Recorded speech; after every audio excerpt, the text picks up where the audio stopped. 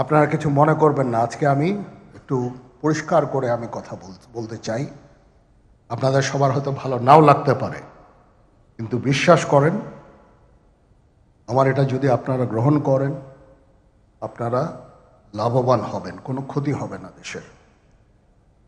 আমার অন্য কোনো আকাঙ্ক্ষা নাই, আমার একটাই আকাঙ্ক্ষা, দেশ এবং জাতিটাকে একটা সুন্দর জায়গায় রেখে ছুটি করা।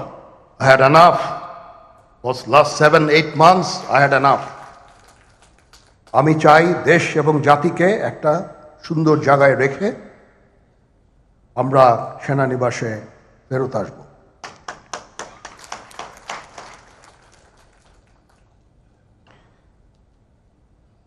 আরেকটা জরুরি বিষয় যেটা আমি ভাবলাম যে আপনাদের সাথে আমি শেয়ার করি। দেশের এই আইন শৃঙ্খলা পরিস্থিতি খারাপের পেছনে কিছু কারণ আছে। প্রথম কারণটা হচ্ছে যে আমরা নিজেরা হানাহানির মধ্যে ব্যস্ত, একজন আরেকজনের বিরুদ্ধে বিষোদ্গারে ব্যস্ত। এটা একটা চমৎকার সুযোগ অপরাধীদের জন্য। যেহেতু আমরা একটা অরাজক পরিস্থিতির মধ্যে বিরাজ করছি, তারা খুব ভালোভাবেই জানে যে এই সময়ে যদি এই সমস্ত অপরাধ করা যায় তাহলে এখান থেকে পরিত্রাণ পাওয়া সম্ভব। সেই কারণে এই অপরাধগুলো হচ্ছে। আমরা যদি সংগঠিত থাকি, একত্রিত থাকি, তাহলে অবশ্যই এটা সম্মিলিতভাবে মোকাবেলা করা সম্ভব হবে। Police, RAB, BGB, DGFI, NSI এগুলো দেশের জন্য অত্যন্ত গুরুত্বপূর্ণ কাজ করেছে অতীতে। খারাপ কাজের সাথে অসংখ্য ভালো কাজ করেছে। আজকে যে দেশের স্থিতিশীলতা, দেশটাকে যে এত বছর স্থিতিশীল রাখা হয়েছে, এটার কারণ হচ্ছে এই সশস্ত্র বাহিনীর বহু সেনা সদস্য, সিভিলিয়ান সবাই মিলে এই অর্গানাইজেশনগুলোকে, অসামরিক, সামরিক সবাই মিলে এই অর্গানাইজেশনগুলোকে এফেক্টিভ রেখেছে। সেই জন্য আজকে সুন্দর, এতদিন ধরে আমরা একটা সুন্দর পরিবেশ পেয়েছি। এর মধ্যে যারা কাজ করেছে, যদি অপরাধ করে থাকে সেটা শাস্তি হবে, অবশ্যই শাস্তি হতে হবে, না হলে এই জিনিস আবার ঘটবে। আমরা সেটাকে বন্ধ করতে চাই চিরতরে, কিন্তু তার আগে মনে রাখতে হবে আমরা এমনভাবে কাজটা করব এই সমস্ত অর্গানাইজেশনগুলো যেন আন্ডারমাইন না হয়। আজকে পুলিশ সদস্য কাজ করছে না, একটা বিশাল বড় কারণ হচ্ছে অনেকের বিরুদ্ধে মামলা, অনেকে জেলে। RAB, BGB, DGFI, NSI panicked. বিভিন্ন দোষারোপ, গুম, খুন ইত্যাদি তদন্ত চলছে। অবশ্যই তদন্ত হবে, দোষীদের বিচারের আওতায় আনতে হবে। এমনভাবে কাজটা করতে হবে যেন এই অর্গানাইজেশনগুলো আন্ডারমাইন না হয়। এই অর্গানাইজেশনগুলোকে যদি আন্ডারমাইন করে আপনারা মনে করেন যে দেশের শান্তি শৃঙ্খলা বিরাজ করবে, সবাই শান্তিতে থাকবেন, সেটা হবে না, সেটা সম্ভব না। আমি আপনাদের পরিষ্কার করে বলে দিচ্ছি, এই দেশের শান্তি শৃঙ্খলা রক্ষার দায়িত্ব খালি সেনাবাহিনীর না। 2 লক্ষ পুলিশ আছে, বিজিবি আছে, র্যাব আছে, আনসার ভিডিপি আছে, আমার আছে হচ্ছে 30,000 সৈন্য। এদেরকে আমি এই যে একটা বিরাট ভয়েড, আমি এই 30,000 সৈন্য দিয়ে আমি কিভাবে এটা পূরণ করব? 30,000 থাকে, আবার 30,000 চলে যায় ক্যান্টনমেন্টে, আরো 30,000 আসে। এটা দিয়ে আমরা দিন রাত আমরা চেষ্টা করে যাচ্ছি। এখানে যে সমস্ত উচ্ছৃঙ্খল কাজ হয়েছে সেটা আমাদের নিজস্ব তৈরি, এটা আমাদের নিজস্ব ম্যানুফ্যাকচার, আমরা নিজস্ব এইগুলো তৈরি করেছি। এই বিপরীতমুখী কাজ করলে এসে কখনো শান্তি শৃঙ্খলা আসবে না, এই জিনিসটা আপনাদের মনে রাখতে হবে। ভিশনের ফুলঝুরি মেগা অফারে ফ্রিজ কিনলেই পাচ্ছেন 16 পিসের আকর্ষণীয় গিফট বক্স একদম ফ্রি। আজকে একটা বেদনা বিধুর দিবস 2009 সালের 25শে ফেব্রুয়ারি আমরা এই 57 জন চৌকস সেনা অফিসার এবং শুধু তাই নয়, আমাদের কিছু কিছু পরিবারবর্গর সদস্যদের আমরা হারিয়েছি। এখানে আসার সময় এই ছবিগুলো আমি দেখছিলাম। এই ছবিগুলো আপনারা অনেকে ছবিতে দেখেছেন, কিন্তু এগুলো আমার সব চাক্ষুষ দেখা। আমি একটা চাক্ষুষ সাক্ষী এই সমস্ত বর্বরতার। একটা জিনিস আমাদের সবসময় মনে রাখতে হবে, এই বর্বরতা কোনো সেনা সদস্য করেনি, সম্পূর্ণটাই তদানীন্তন বিজিবি সদস্য দ্বারা সংঘটিত। Full stop. এখানে কোনো ইফ এবং বাট নাই। এখানে যদি ইফ এবং বাট আনেন, এই যে বিচারিক কার্যক্রম এতদিন ধরে হয়েছে, 16 বছর ধরে 17 বছর ধরে যারা জেলে আছে,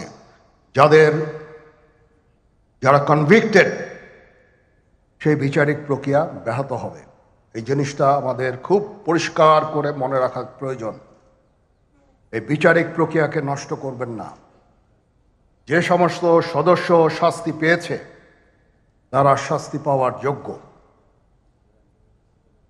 এখানে কোনো রাজনৈতিক নেতৃবৃন্দ এর মধ্যে উপস্থিত ছিল কিনা, ইনভলভ ছিল কিনা, বাইরের কোনো শক্তি এর মধ্যে ইনভলভ ছিল কিনা, সেটার জন্য কমিশন করা হয়েছে। কমিশনের চেয়ারম্যান এখানে আছেন, উনি এটা বের করবেন এবং আপনাদের জানাবেন। বটম লাইন হচ্ছে যে এই সমস্ত আমাদের এই চৌকস সেনা সদস্য যারা প্রাণ হারিয়েছেন, তারা প্রাণ হারিয়েছেন তদানীন্তন বিডিআর সদস্যদের গুলিতে। আমরা নিজেরা এই সমস্ত জিনিস নিয়ে অনেক ভিন্ন মত পোষণ করছি। কেউ কেউ এই জিনিসটাকে ভিন্ন খাতে প্রবাহিত করার চেষ্টা করছি। সেটা আমাদের জন্য মঙ্গলজনক হবে না। আজকে যদি আমার যে উপদেশ আমি কিছু দিয়ে যাব, সেটা যদি আপনারা গ্রহণ করেন, আপনারা লাভবান হবেন, আমি এটা আপনাদের নিশ্চিত করছি। আমরা নিজেরা ভেদাভেদ সৃষ্টি না করি, আমরা নিজেরা ইউনাইটেড থাকি। আমাদের মধ্যে যদি কোনো সমস্যা থেকে থাকে, কোনো ব্যত্যয় থেকে থাকে, কোনো গ্রিভান্সেস থেকে থাকে, সেটা আমরা আলোচনার মাধ্যমে সমাধান করব। এটার জন্য ডানে বায়ে দৌড়িয়ে কোনো লাভ হবে না, নিজের ক্ষতি ছাড়া কোনো লাভ হবে না। আমি আপনাদের এই জিনিসটা নিশ্চিত করে দিচ্ছি। কিছু কিছু সদস্যদের দাবি যে তারা 2009 সাল থেকে আজ পর্যন্ত বিভিন্ন শাস্তি পেয়েছেন। কেউ কেউ দায়ী করছেন যে তারা অযাচিতভাবে শাস্তি পেয়েছেন। সেটার জন্য আমি একটা বোর্ড করে দিয়েছি, একজন লেফটেন্যান্ট জেনারেল সেই বোর্ডের সদস্য। প্রথম ফেজে 51 জন সদস্যর ব্যাপারে আমার কাছে রিকমেন্ডেশন নিয়ে এসেছে। তার রিকমেন্ডেশনের অধিকাংশই আমি গ্রহণ করেছি এবং আরও বেশি আমি দিয়েছি। নেভি এয়ারফোর্সও তাদের এই কার্যক্রম চালিয়ে যাচ্ছে। আমার স্ট্যান্ড পয়েন্ট হচ্ছে, যদি কেউ অপরাধ করে থাকে সেটার জন্য কোনো ছাড় হবে না, বিন্দু মাত্র ছাড় নাই। আমি আপনাদের পরিষ্কার করে দিচ্ছি, it is a discipline force. Discipline ফোর্সকে ডিসিপ্লিন থাকতে দেন। আজকে এই যে দেশের ক্রান্তি লগ্নে সমস্ত বাহিনী, সমস্ত অর্গানাইজেশন বিপর্যস্ত হয়ে পড়েছে। খালি সেনাবাহিনী টিকে আছে, বিমান বাহিনী টিকে আছে, নৌবাহিনী টিকে আছে। কেন? Because of discipline.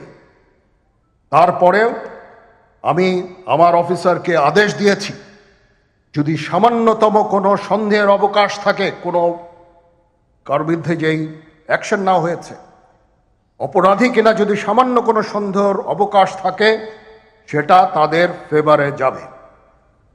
এটা হচ্ছে আমার ঢালাও নির্দেশ, সেই হিসাবে বিভিন্ন প্রস্তাব আমার কাছে এসেছে।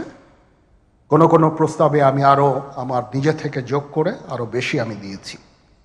এভাবে পর্যায়ক্রমে অফিসাররা অ্যাপিয়ার করবে, আসবে, এবং তাদের এই জিনিসগুলো আমরা দেখব।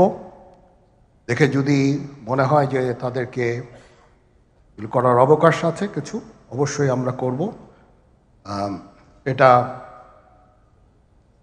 ন্যায় নীতিতে আমরা প্রতিষ্ঠিত থাকব ইনশাআল্লাহ।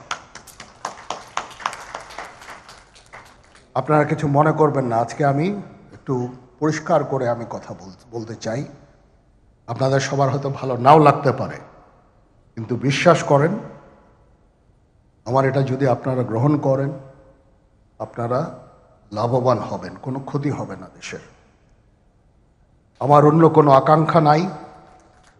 আমার একটাই আকাঙ্ক্ষা, দেশ এবং জাতিটাকে একটা সুন্দর জায়গায় রেখে ছুটি করা।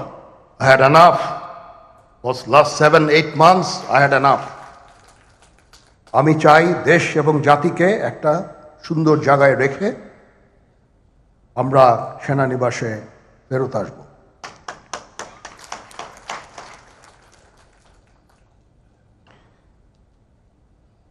আরেকটা জরুরি বিষয় যেটা আমি ভাবলাম যে আপনাদের সাথে আমি শেয়ার করি। দেশের এই আইন শৃঙ্খলা পরিস্থিতি খারাপের পেছনে কিছু কারণ আছে। প্রথম কারণটা হচ্ছে যে আমরা নিজেরা হানাহানির মধ্যে ব্যস্ত, একজন আরেকজনের বিরুদ্ধে বিষোদ্গারে ব্যস্ত। এটা একটা চমৎকার সুযোগ অপরাধীদের জন্য। যেহেতু আমরা একটা অরাজক পরিস্থিতির মধ্যে বিরাজ করছি, তারা খুব ভালোভাবেই জানে যে এই সময়ে যদি এই সমস্ত অপরাধ করা যায় তাহলে এখান থেকে পরিত্রাণ পাওয়া সম্ভব। সেই কারণে এই অপরাধগুলো হচ্ছে। আমরা যদি সংগঠিত থাকি, একত্রিত থাকি, তাহলে অবশ্যই এটা সম্মিলিতভাবে মোকাবেলা করা সম্ভব হবে। Police, RAB, BGB, TGFI, NSI এগুলো দেশের জন্য অত্যন্ত গুরুত্বপূর্ণ কাজ করেছে অতীতে। খারাপ কাজের সাথে অসংখ্য ভালো কাজ করেছে। আজকে যে দেশের স্থিতিশীলতা, দেশটাকে যে এত বছর স্থিতিশীল রাখা হয়েছে, এটার কারণ হচ্ছে এই সশস্ত্র বাহিনীর বহু সেনা সদস্য, সিভিলিয়ান সবাই মিলে এই অর্গানাইজেশনগুলোকে, অসামরিক, সামরিক সবাই মিলে এই অর্গানাইজেশনগুলোকে এফেক্টিভ রেখেছে। সেই জন্য আজকে সুন্দর, এতদিন ধরে আমরা একটা সুন্দর পরিবেশ পেয়েছি। এর মধ্যে যারা কাজ করেছে, যদি অপরাধ করে থাকে সেটা শাস্তি হবে, অবশ্যই শাস্তি হতে হবে, না হলে এই জিনিস আবার ঘটবে। আমরা সেটাকে বন্ধ করতে চাই চিরতরে, কিন্তু তার আগে মনে রাখতে হবে আমরা এমনভাবে কাজটা করব এই সমস্ত অর্গানাইজেশনগুলো যেন আন্ডারমাইন না হয়। আজকে পুলিশ সদস্য কাজ করছে না, একটা বিশাল বড় কারণ হচ্ছে অনেকের বিরুদ্ধে মামলা, অনেকে জেলে। RAB, BGB, DGFI, NSI panicked. বিভিন্ন দোষারোপ, গুম, খুন ইত্যাদি তদন্ত চলছে। অবশ্যই তদন্ত হবে, দোষীদের বিচারের আওতায় আনতে হবে। এমনভাবে কাজটা করতে হবে যেন এই অর্গানাইজেশনগুলো আন্ডারমাইন না হয়। এই অর্গানাইজেশনগুলোকে যদি আন্ডারমাইন করে আপনারা মনে করেন যে দেশের শান্তি শৃঙ্খলা বিরাজ করবে, সবাই শান্তিতে থাকবেন, সেটা হবে না, সেটা সম্ভব না। আমি আপনাদের পরিষ্কার করে বলে দিচ্ছি, এই দেশের শান্তি শৃঙ্খলা রক্ষার দায়িত্ব খালি সেনাবাহিনীর না। 2 লক্ষ পুলিশ আছে, বিজিবি আছে, র্যাব আছে, আনসার ভিডিপি আছে, আমার আছে হচ্ছে 30,000 সৈন্য। এদেরকে আমি এই যে একটা বিরাট ভয়েড, আমি এই 30,000 সৈন্য দিয়ে আমি কিভাবে এটা পূরণ করব? 30,000 থাকে, আবার 30,000 চলে যায় ক্যান্টনমেন্টে, আরো 30,000 আসে। এটা দিয়ে আমরা দিন রাত আমরা চেষ্টা করে যাচ্ছি। এখানে যে সমস্ত উচ্ছৃঙ্খল কাজ হয়েছে সেটা আমাদের নিজস্ব তৈরি, এটা আমাদের নিজস্ব ম্যানুফ্যাকচার, আমরা নিজস্ব এইগুলো তৈরি করেছি। এই বিপরীতমুখী কাজ করলে এসে কখনো শান্তি শৃঙ্খলা আসবে না, এই জিনিসটা আপনাদের মনে রাখতে হবে।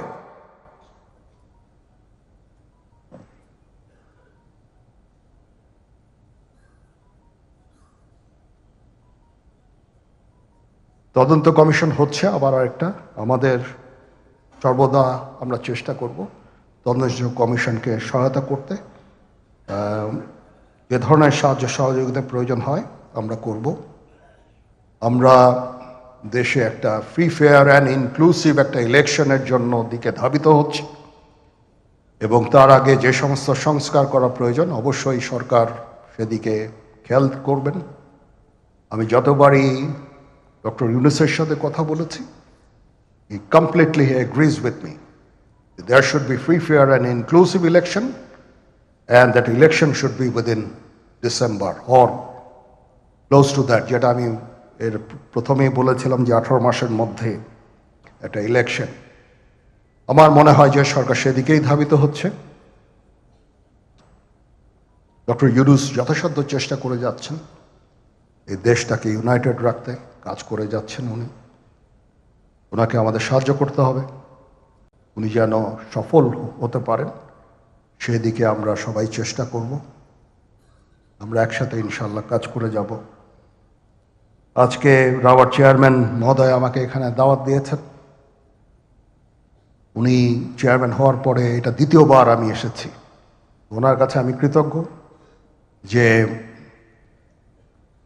উনি আমাদেরকে আলাদাভাবে, বা রাওয়া আমাদেরকে আলাদাভাবে দেখছে না। সার্ভিং অ্যান্ড রিটায়ার্ড, আমি তো বলেছি প্রথমেই যে there should be any difference. আমি সেনা প্রধান হিসাবে সার্ভিংদের প্রতি আমার যেই দায়িত্ব, রিটায়ার্ডদের প্রতি এই দায়িত্বের একই দায়িত্ব, সামান্যতম কম বেশি না। সেই চেষ্টা আমি করে যাচ্ছি আমাদের লিমিটেড রিসোর্সের মধ্যে। আমরা হেলথ কেয়ারের উপরে বেশ কিছু কাজ করছি, নিজস্ব কিছু মেডিকেল হসপিটাল করার চেষ্টা করছি, ক্লিনিক করার চেষ্টা করছি, এবং আপনারা আস্তে আস্তে এগুলোর ফল ইনশাল্লাহ পাবেন। আসেন আমরা নিজেদের মধ্যে মারামারি কাটাকাটি না করে আমরা উই ইউনাইট আওয়ারসেলস, দেশ জাতি যেন একসাথে থাকতে পারি সেদিকে আমাদের কাজ করতে হবে। আমাদের মধ্যে মতের বিরোধ থাকতে পারে, চিন্তা চেতনার বিরোধ থাকতে পারে, কিন্তু দিন শেষে যেন আমরা সবাই দেশ এবং জাতির দিকে খেয়াল করে আমরা যেন এক থাকতে পারি। তাহলে এই দেশটা উন্নত হবে, এই দেশটা সঠিক পথে পরিচালিত হবে। না হলে আমরা আরো সমস্যার মধ্যে পড়তে যাব। বিশ্বাস করেন, we don't want to head, ওইদিকে আমরা যেতে চাই না। আমি আপনাদের সতর্ক করে দিচ্ছি, পরে বলবেন যে আমি সতর্ক করিনি। আমি আপনাদের সতর্ক করে দিচ্ছি, আপনারা যদি নিজেদের মধ্যে ভেদাভেদ ভুলে একসাথে কাজ না করতে পারেন, নিজেরা যদি কাদা ছোড়াছুড়ি করেন, মারামারি কাটাকাটি করেন, এই দেশ এবং জাতির স্বাধীনতা সার্বভৌমত্ব বিপন্ন হবে। আমি আজকে বলে দিলাম, নাইলে আপনারা বলবেন যে আমি আপনাদের সতর্ক করিনি। আমি সতর্ক করে দিচ্ছি আপনাদের। এই দেশ আমাদের সবার, আমরা সবাই সুখে শান্তিতে থাকতে চাই। আমরা চাই না হানাহানি, কাটাকাটি, মারামারি। সেই উদ্দেশ্যে আমি কাজ করে যাচ্ছি, আমরা কাজ করে যাচ্ছি।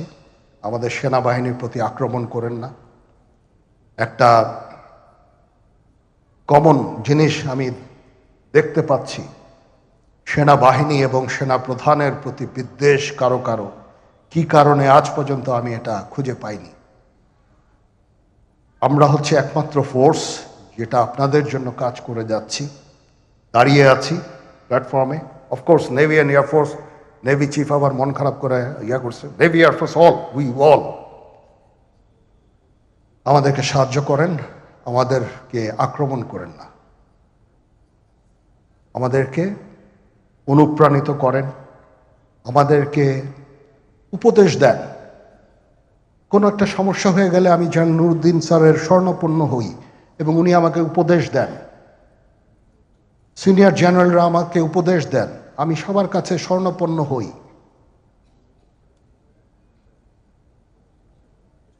আমাদের প্রতি আক্রমণ করেন না, উপদেশ দেন। আমরা অবশ্যই ভালো উপদেশ গ্রহণ করব। আমরা একসাথে থাকতে চাই এবং দেশ এবং জাতিকে এগিয়ে নিয়ে যেতে চাই। সবাই ভালো থাকবেন। কর্নেল হকের প্রতি আন্তরিক কৃতজ্ঞতা, উনি আমাকে সুযোগ করে দিয়েছেন আজকে এখানে আপনাদের সাথে এসে কথা বলার জন্য। একটু মন খুলেই কথা বললাম। এতদিন যে কথা মনের মধ্যে ছিল সবসময় প্রকাশ করতে পারি না, প্রকাশ করাও যায় না, আজকে প্রকাশ করে ফেললাম। আমি জানি না এখানে অনেক মিডিয়া আছে, মিডিয়া না থাকলেই মনে হয় ভালো হতো। সবার সামনে আমি আমার মনের কথাটা প্রকাশ করে ফেললাম। কাউকে যদি দুঃখ দিয়ে থাকি আমাকে ক্ষমা করবেন। চলেন, আসেন আমরা একসাথে কাজ করি, দেশ এবং জাতিকে একটা সুন্দর জায়গায় নিয়ে যাই। এখানেই আমাদের ছেলেমেয়েরা বাস করবে। তাদের জন্য এমন কোনো স্থান আমরা রেখে না যাই যেখানে হানাহানি, কাটাকাটি, মারামারি হবে। আমাদের পরবর্তী প্রজন্ম এই দেশে তাহলে থাকতে পারবে না। সবাই ভালো থাকবেন। আল্লাহ হাফেজ।